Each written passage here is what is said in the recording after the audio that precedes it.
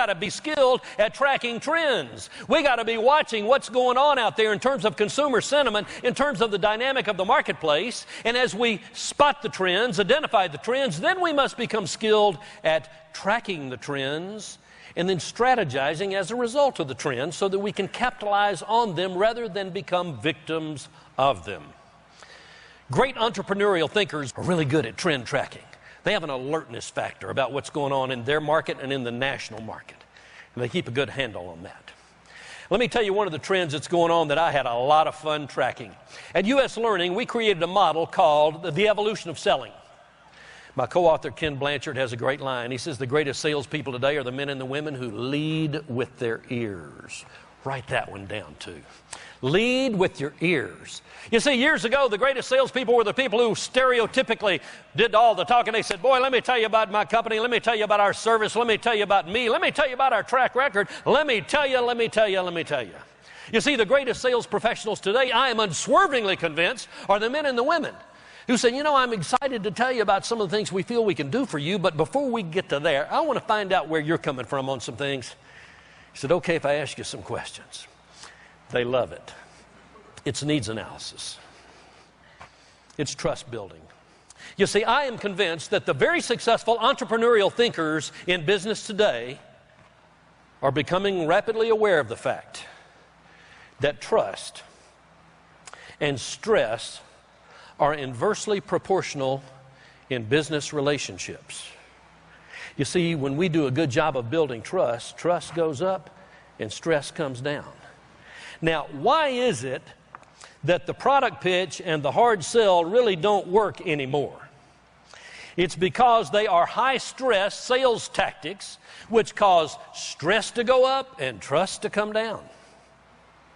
And that's not good. We got to be so good at dealing with people that we are sincerely doing a great job of building trust. And if we're doing that and doing that well, great things are going to happen.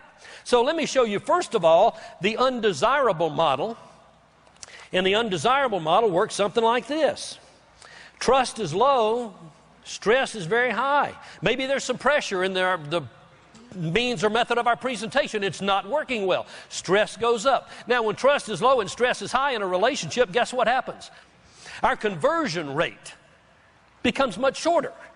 Simultaneously, we realize that the sales cycle gets longer. The definition of the sales cycle is the length of time which transpires from the time you first talk to someone about a given service until you get an affirmative decision. Sales cycle is measured in time, as you know. The greatest salespeople on the planet, if you ever thought about it, the best salespeople are the men and the women who just seem to magically possess an inherent ability to compress more achievement and thus more income into a given measurable time frame. And people look at them and they say, that person is no smarter than me. That person is not working any more hours than me. What's going on? They're making 4 times more money than I am. And the answer is they are compressing more achievement into a given measurable time frame because of their uncanny, atypical skill of building trust and advancing relationships. They're keeping stress low and trust high. Now, sometimes it's challenging. How many of you ever have to deal with a weirdo? Okay. What's a weirdo? Somebody who's different from you, right? How many of you even happen to be sitting next to a weirdo this morning? Anyone at all? Okay. How many of you at this point are pretty sure you got a speaker on the stage who's a little bit weird today? I'm not going to deny that. You know, we've got a southern comedian from down outside of Memphis. His name's Brother Dave Gardner.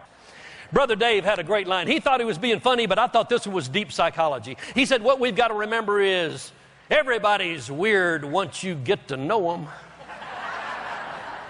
And you know, that's pretty good stuff. Everybody's got their idiosyncrasies, but friends, if there's a communications gap to be closed, it's our job to close that gap, isn't it? Say yes. It's our job to close the gap. We close those gaps, great things happen.